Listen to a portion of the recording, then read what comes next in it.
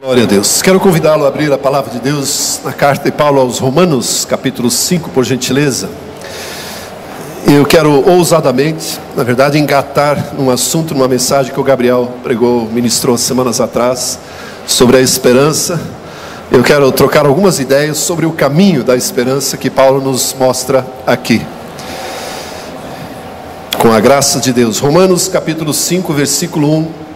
Nos diz assim a palavra do nosso Deus: justificados, pois, mediante a fé, temos paz com Deus, por meio de nosso Senhor Jesus Cristo, por intermédio de quem obtivemos igualmente acesso, pela fé, a esta graça na qual estamos firmes, e gloriamo-nos na esperança da glória de Deus.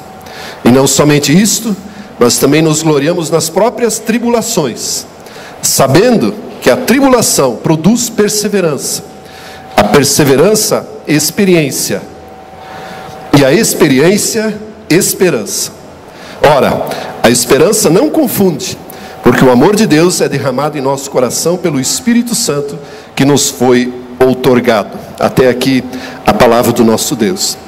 Você percebeu que existe um caminho para chegarmos à esperança? E ele passa necessariamente por tribulações, que produzem perseverança, que por sua vez produzem experiência, e que finalmente redundam em esperança. E é interessante notar, ou pensar na verdade, que todos nós temos esperança, mas talvez temos uma certa dificuldade em definir, em conceituar no que nós esperamos, com confiança. Aprendi que a palavra esperança vem da soma dessas duas palavras, esperar com confiança, é a esperança. E o que será que de fato nós queremos? No que nós depositamos a nossa confiança? O que queremos desejamos do nosso Deus? Será que os nossos pedidos, desejos, anseios, a nossa esperança está resumida a uma vida melhor, a uma condição de vida melhor aqui na terra, a uma casa própria, um carro novo, um emprego, relacionamento perfeito entre famílias, enfim, tudo aquilo que notadamente durante a nossa vida aqui na terra nós esperamos? Eu sinto informá-lo, e isso já foi dito aliás, pelo Billy Graham, eu creio, que Jesus Cristo não morreu para que você tenhamos uma vida fácil. Jesus Cristo morreu para que tenhamos uma vida eterna. A vida aqui na terra é simplesmente uma forma, e aliás eu creio que é uma oportunidade de nós nos associarmos com o Deus, com o nosso Pai Celestial, de nos reconciliarmos com Deus, para usufruirmos então da eternidade com o nosso Deus. Chega a ser, muitas vezes na minha mente, catastrófico, e algumas vezes eu pensar que Deus não está nem aí com os meus particulares problemas e desejos e anseios. Muitas vezes eu tenho a impressão que Ele olha para mim e diz: cara, filho, eu dei o meu filho, morreu o meu filho e ressuscitou para que você tenha o perdão dos pecados e você tenha comunhão eterna comigo. Aprendi há muito tempo atrás de um pastor angolano chamado Antônio Graça, uma frase que me marcou. Ele dizia assim, e é difícil entender, parece uma filosofia, de que nós existimos antes de vivermos, já existíamos antes de termos vida e continuaremos existindo depois da nossa morte. Ou seja, a nossa vida, que para nós é tão preciosa e deve ser valorizada, é na verdade parte da nossa existência, esta sim que é eterna. Avante nesse pensamento que é tão misterioso, tão louco, pensar que eu e você já existíamos e já fomos concebidos por Deus, planejados com Deus, com um propósito, plano eterno, antes até da fundação do mundo, segundo Efésios. Então imagine a forma como Deus olha para nós, não é? A nossa verdadeira esperança, a genuína esperança, a confiança em Deus, precisa estar sim na nossa vida diária aqui, mas os nossos pensamentos podem e devem estar lançados lá para frente também, na nossa eternidade.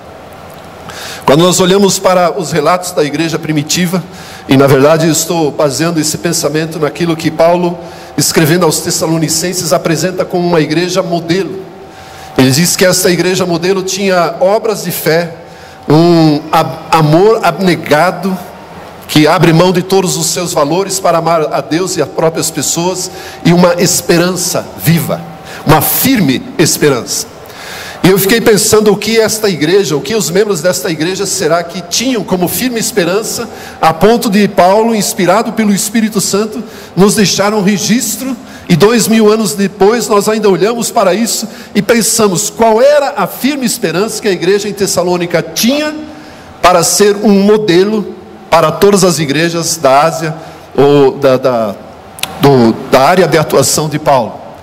E qual deve ser a nossa firme esperança?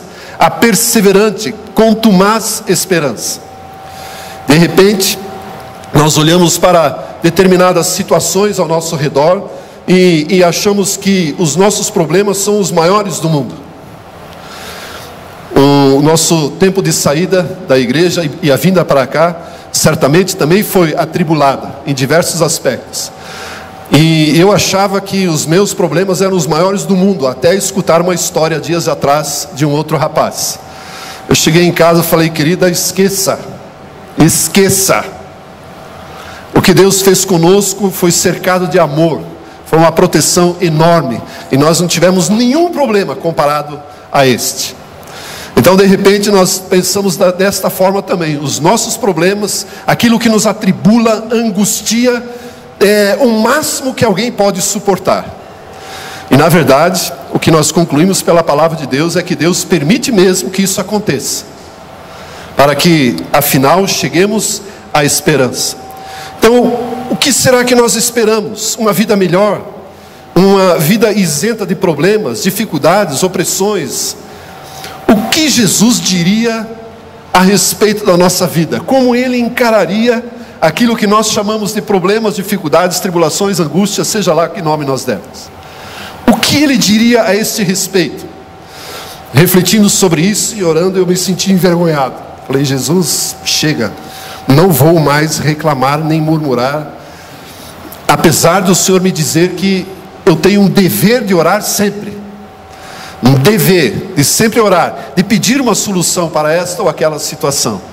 Mas isso não me torna vítima, isso não me torna um pobre coitadinho, não me torna alvo da compaixão de Deus.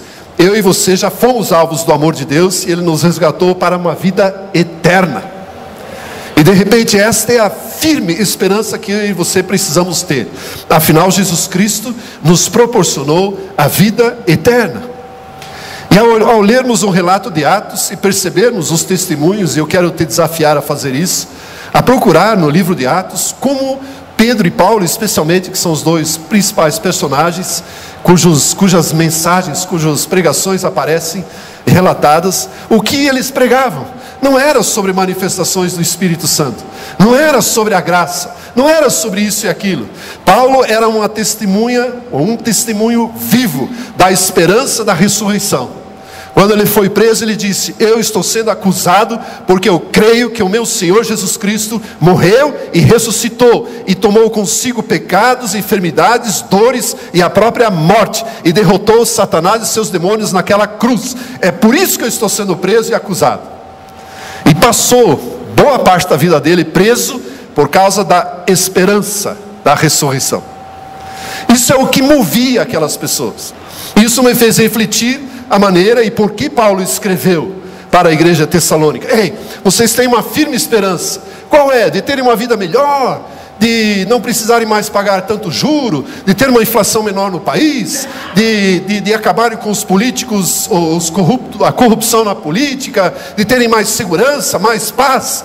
Nada disso. A esperança da igreja em Tessalônica, e que deve ser o nosso modelo, estava na certeza de que Jesus Cristo havia sido morto, ressuscitado, elevado às alturas e garantido para cada um daquela igreja e para cada um de nós a vida eterna.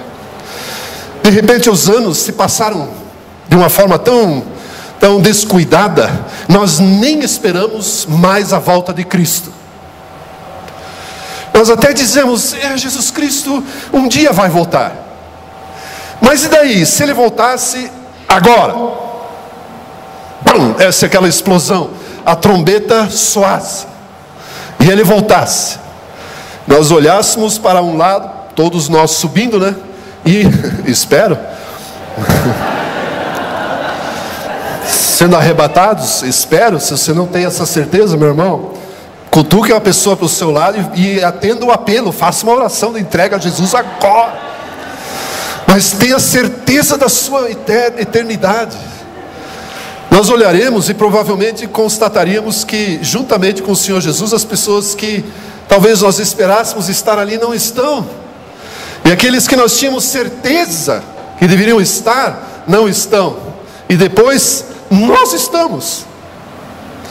Glória a Deus, consegui viver de tal maneira para alcançar a salvação. Mas perceba que nós não temos o anseio de que Jesus Cristo volte. Que tal se nós acendêssemos essa esperança no nosso coração? Se vivêssemos de novo esta firme esperança. Pense nas suas dificuldades, e eu às vezes penso nas minhas, naquilo que me aflige e angustia o coração. Se já não é fácil com Deus, com a palavra de Deus, com o apoio da igreja, dos irmãos e tudo mais, como seria sem Ele? Como que seria resolver a situação na qual nós estamos sem a comunhão com o nosso Pai Celestial, sem Ele atentar para as nossas necessidades? Eu não estou querendo dizer que Deus não se ocupa em atender as nossas orações, em tratar da nossa vida aqui, mas isso é secundário perto daquilo que Ele fez por nós em Jesus Cristo, em nos conceder a vida eterna. Constato então que a igreja primitiva tinha ou se ocupava ou não se ocupava das preocupações do dia a dia. Na verdade, no início do relato da igreja em Atos, eles resolveram de uma forma muito simples. Eles simplesmente foram vendendo aquilo que não precisavam, ou até que tinham e precisavam, e distribuíram entre todos aqueles que não tinham. E o relato diz que entre eles não havia nenhum necessitado de coisa alguma. Mesmo porque, dias depois, houve uma grande perseguição, e eles então perderiam tudo de qualquer forma. Razão pela qual Deus nos levou a fazer isso. Nós não precisamos radicalizar desta maneira, mas pense comigo, que eu e você podemos ter uma esperança superior, conforme o escritor aos Hebreus diz, na ressurreição de Cristo, uma esperança, uma firme esperança, de que um dia, e em breve, estaremos com o Senhor Jesus Cristo na eternidade, onde não há mais nada disso que você está pensando. Não precisa mais controlar peso, não precisa mais controlar a alimentação, não vai mais precisar ir para a academia, fazer ginástica, isso e aquilo. Pense numa coisa boa, não tem mais conta para pagar, meu irmão. Não tem mais trabalho. Eternidade. Nem sabemos o que é isto, mas é ali que deve estar a nossa firme esperança. Porque foi para isto que Jesus Cristo nos levou, ou morreu por nós para irmos aí. Agora, conforme Paulo nos diz, existe um caminho da esperança. Em primeiro lugar, tribulação. Mas não precisava ser assim, né? E nós temos da parte do Senhor Jesus uma promessa que eu considero um tanto quanto indigesta. Ele diz: no mundo tereis aflições, no mundo tereis tribulações, porque elas precisam fazer parte da nossa vida de alguma forma. Queridos, não adianta nós escutarmos mensagens por aí de que a crise não vai nos alcançar. O meu bolso diz que me alcançou, e provavelmente o seu também. A sua empresa, ou seja lá o que for, diz que a crise chegou. A falta de emprego, a falta de trabalho, isso e aquilo, nos constata ou traz a constatação de que estamos num país, numa grave crise econômica. Isso nos atribula, nos oprime, e é a promessa de Deus. Mas Jesus continua dizendo: no mundo tereis aflições, mas tende bom ânimo, eu venci o mundo. Ou seja, todo esse sistema no qual eu e você estamos inseridos, todo esse cosmos, já foi vencido por Jesus Cristo. Ali está a nossa firme esperança, nossa perseverante esperança. A tribulação está aí, a angústia sim, a opressão sim, e devemos passar por ela. E Paulo nos diz o seguinte, 2 Coríntios capítulo 4, versículo 17: Porque a nossa leve e momentânea tribulação produz para nós eterno peso de glória, acima de toda comparação. A boa notícia é que nós teremos tribulações, angústias, dificuldades, opressões, mas elas sempre serão leves e momentâneas. Sempre serão leves e momentâneas.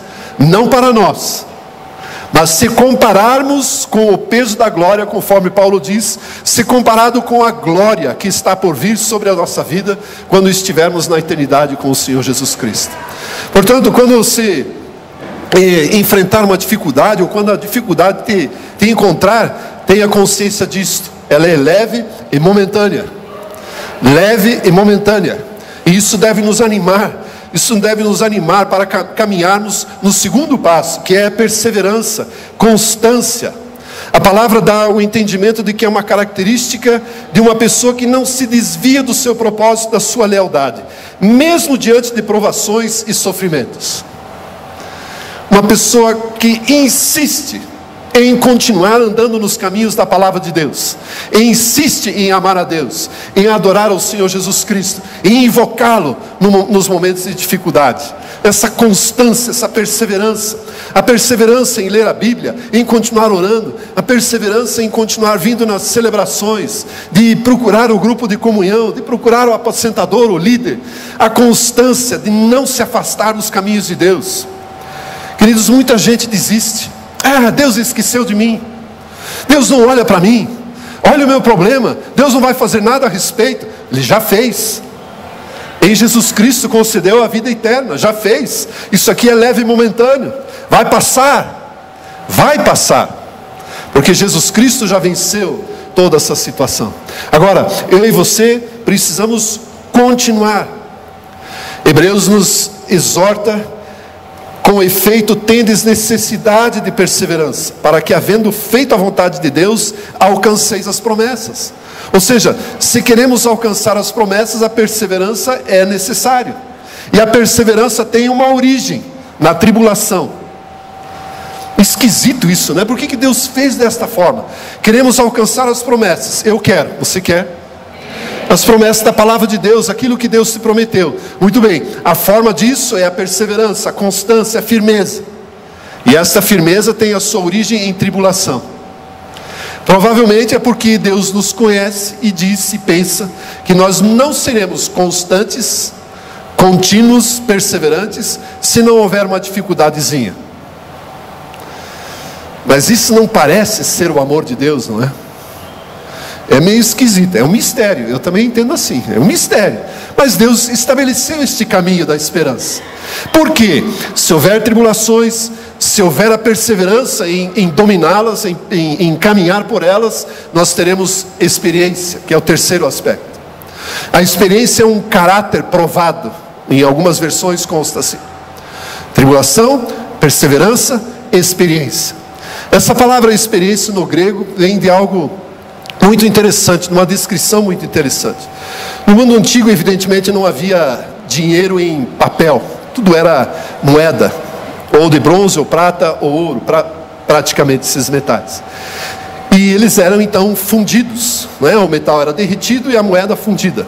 E depois de sair do forno da fundição, ela precisava receber um trabalho para limar, para raspar as rebarbas, para que ela também atingisse o seu peso ideal. E havia aqueles espertalhões, já naqueles dias, que raspavam mais do que o peso, do que devia. E a moeda ficava com um peso menor. E o excedente daquilo que foi raspado poderia produzir, dali a pouco, uma outra moeda e mais dinheiro. Ou seja, já o sistema financeiro daqueles dias estava corrompido. E havia aqueles chamados doquimos, os banqueiros, que não admitiam moedas fora do seu peso. E Paulo empresta esta palavra, ou esse significado, esse conceito, e o traz para a Bíblia e chama isso de experiente. Aquele que não admite falta ou excesso de nada, que é absolutamente correto, íntegro. Então a tribulação produz a perseverança, que vai formar em nós um caráter de acordo com a palavra de Deus. Perceba o caminho. A tribulação nos torna perseverantes, não desistimos. Eu estou me lembrando agora de uma figura, pena que eu não lembrei antes, daquela, acho que é uma cegonha, alguma garça, que está para engolir uma rã, e a rã segura no pescoço da garça. Então a garça não vai soltar a rã, e a rã não vai soltar o pescoço, e vão ficar ali por dias. Então não desistir significa isso, não solte da palavra de Deus, persevere, porque isso vai forjar o nosso caráter. Na próxima dificuldade semelhante a esta, nós já saberemos que ela é leve e momentânea, e que o nosso Deus já nos ajudou a sair daquela, e vai nos ajudar e mostrar o caminho aqui. Então nós temos um caráter mais forjado, mais firme na palavra de Deus, para finalmente então alcançarmos a esperança. E a esperança, segundo o texto de Paulo, não confunde, ela não traz confusão. Quando nós percorremos este caminho da esperança, enfrentamos a tribulação sabendo que Jesus Cristo já venceu. Quando perseveramos na palavra de Deus, na comunhão com os irmãos, no relacionamento com o próprio Deus, o nosso caráter se torna mais firme, mais forjado.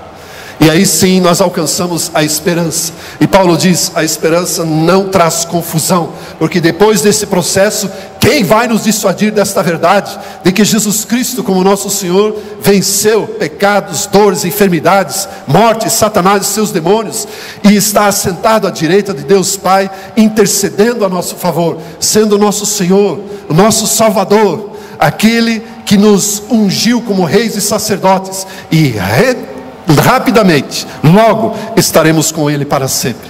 Jesus Cristo nosso Senhor. Paulo chama Cristo esperança da glória. Cristo em vós, esperança da glória. Jesus Cristo em nós é o máximo da esperança que podemos ter, queridos. Eu gostaria que você refletisse sobre isso, que a tua esperança, a nossa esperança não estivesse na solução dos problemas que nos afligem no dia a dia, mas na certeza sim, de que a nossa eternidade está garantida, de que o nosso nome está escrito no livro da vida, e que Deus recompensará cada uma das nossas obras, cada uma das nossas ações, e que estaremos vivendo eternamente com Ele, louvando e adorando a Ele. Na minha infância, talvez eu me sentia como alguns de vocês. Os pastores na minha igreja pregavam, olhe, os anjos, citando o texto de Isaías 6, os anjos estão aí dizendo santo, santo, santo, louvando a Deus por toda a eternidade. Eu pensava assim, meu Deus, que coisa enjoada. A mesma música por toda a eternidade. Nós só vamos cantar, não vamos fazer mais nada, não vamos jogar uma bolinha, não vai ter nada disso. E eu achava que a eternidade ia ser muito chata. Na verdade, como nós não sabemos quanto ela dura, não é? Como nós não sabemos quanto ela dura, um instante no nosso tempo aqui pode descrever toda a eternidade. Nós não estaremos mais nesta dimensão de tempo, e sim na própria dimensão de Deus. E eu tenho uma convicção de que se Deus nos salvou para vivermos eternamente com Ele, não pode ser uma coisa enjoada e chata. Deve ser maravilhoso, algo extraordinário. Conviver com o próprio Criador do Universo, participar dos seus projetos, dos seus propósitos, isso deve ser maravilhoso. Conviver com o Senhor Jesus Cristo, poder agradecê-lo pessoalmente por aquilo que fez por nós. Eu não sei o que você pensa na eternidade, mas eu crio algumas imagens, volta e meia, e penso naquilo que podemos ter. Eu quero conversar com Paulo, sentar, o apóstolo, esse mesmo, sentar do lado dele e dizer, cara, você não sabe a encrenca que você nos deixou. Os teus textos, em 2000 anos não conseguimos decifrar como igreja. Como que é? Eu acho que ele vai dar a risada. Ele vai dizer, é isso, isso, isso. Vai ser muito simples. E a nossa mente tão corrompida perde aquilo que Paulo escreveu nas suas cartas. Paulo e os demais, mas especialmente Paulo. Então, alguns aspectos desta esperança, desta vida, que eu e você podemos ter. Enquanto isso, o que fazemos? Enfrentamos as tribulações.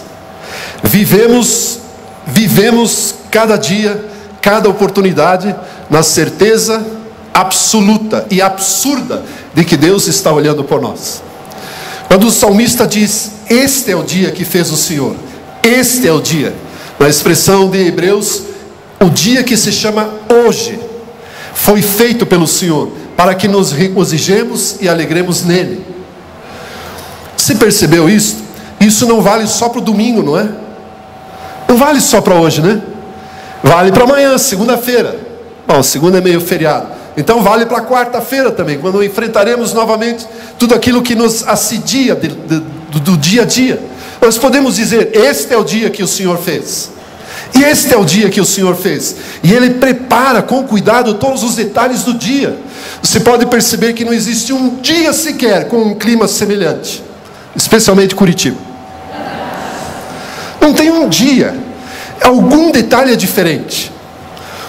Quando frequentávamos ainda o litoral com os nossos, das férias com os nossos filhos, e aí eu ia cedo caminhar na praia, voltava, os nossos filhos queriam dizer: e aí, vai rolar onda, vai ter surf hoje? Cara, não sei, o dia ainda não se ajeitou. Não estava ajeitado ainda, porque em horas aquilo podia mudar, em minutos aquilo mudava, porque Deus decidia: hoje vai ser assim, hoje vai ser diferente, hoje vai ter uma chuva a 12:04. Esse é o dia que o Senhor fez. Regozijemo-nos e alegremos-nos nele. Este é o dia, amanhã vai ser este dia que se chama hoje, e assim por diante, todos os dias. E eu e você podemos aproveitar cada um destes dias, porque ele foi preparado muito carinhosamente, com muito amor, pelo nosso Pai Celestial, para que pudéssemos vivê-lo e usufruí-lo, e enfrentar aquilo que nós chamamos de tribulação e angústia. Este é o dia que o Senhor fez. Então, enquanto nós esperamos a esperança da glória, usufruamos, aproveitemos cada dia que está diante de nós. Eu e você podemos e devemos cuidar e a quem nós damos ouvidos. Eu e você precisamos cuidar de um otimismo exacerbado que está aí, que não está de acordo com a realidade bíblica. Eu creio que foi a Elisete que postou no WhatsApp da Agape Church um áudio do pastor Márcio Valadão. Ele também está no YouTube, e eu sugiro que você busque e ouça. Uma pessoa que é pastora há 40 anos, com muita sabedoria, líder de uma igreja renomada, e que traz um retrato fiel daquilo que como igreja estamos enfrentando e enfrentaremos nos próximos anos. E ele constata que não será fácil. Por quê? Temos ouvido muitas mensagens de muitos profetas que dizem que está tudo certo, e que os problemas não estão aí, isso e aquilo. Como eu já disse, eles estão sim, e como igreja nós precisamos prestar atenção ao que está à nossa volta. Nós não podemos ir atrás de determinados textos que são usados pela metade. Por exemplo, todas as coisas concorrem para o bem daqueles que amam a Deus. Está certo? Certo? Meio certo. Por gentileza, pode projetar ali Romanos capítulo 8, versículo 28. Romanos capítulo 8, versículo 28. Romanos 8, 28. 8, 28. Sabemos que Deus age em todas as coisas para o bem daqueles que amam a Deus, dos que são chamados de acordo com o seu propósito. Tem uma outra parte. Todas as coisas cooperam para o bem daqueles que amam a Deus, que sabem que foram chamados para um propósito. Então não é qualquer coisa que contribui, que coopera para o bem. Nós todos amamos a Deus. Amamos a Deus? Agora, sabemos qual é o propósito de Deus para as nossas vidas? Se nós soubermos o propósito de Deus para as nossas vidas, todas as coisas cooperarão para o nosso bem. Pedro, aliás, escrevendo na segunda carta, ele diz: fazei, pois, cada vez mais firmes a vossa vocação e a vossa eleição, pois fazendo isto, jamais tropeçareis. Então eu e você precisamos saber quem somos.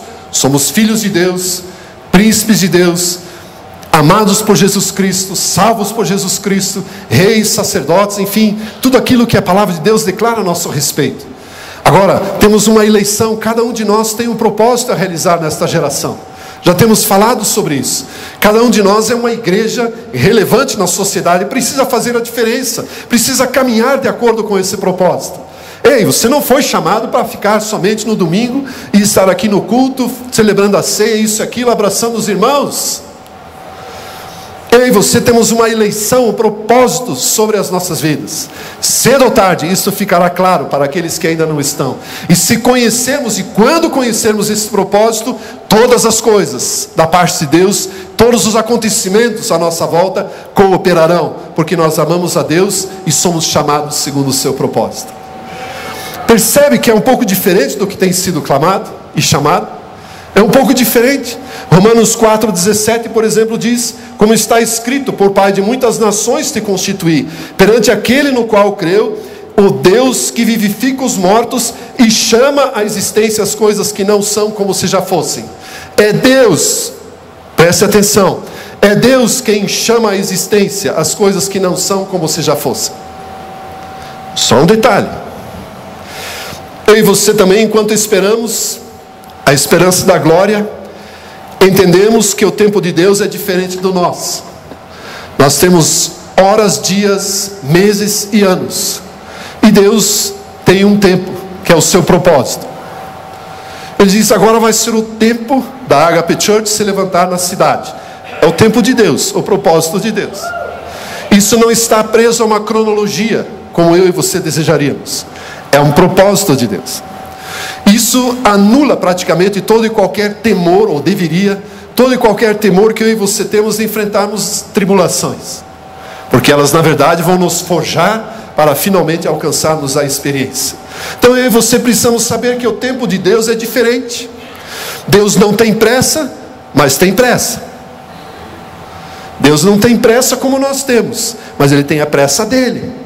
E aí nós precisamos estar preparados.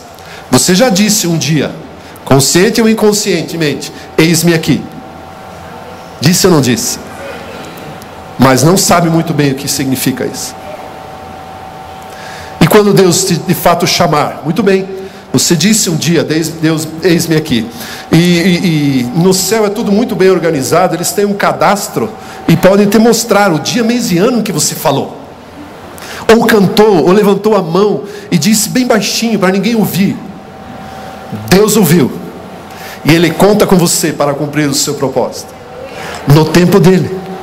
Enquanto isso, então, nós temos esta consciência, esse tempo diferente da parte de Deus.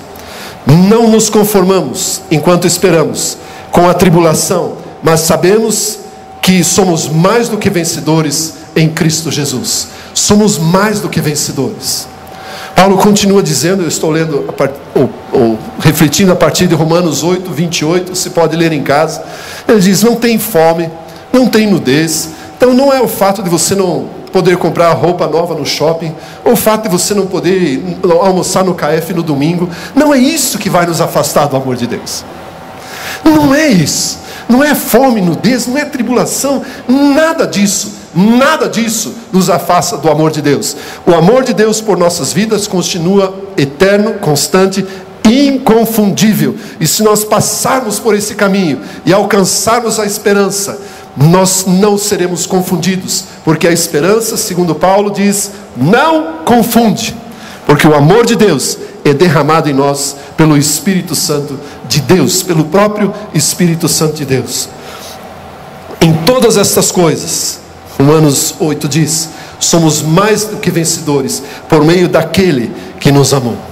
Queridos, eu creio que esses são princípios valorosos que estavam presentes na igreja primitiva, que estavam presentes na igreja em Tessalônica. Paulo escrevendo, eu sugiro mais um texto para você ler depois. Ele diz: é uma igreja que tem obras de fé, um amor abnegado e uma firme esperança. Isso quer dizer que aquela igreja aprendeu este caminho, aprendeu a lidar muito bem com a tribulação, sabendo que ela é leve e momentânea, porque ela vai levar uma formação de caráter, aliás, vai levar uma perseverança e uma formação de caráter, e para viver e usufruir da firme esperança.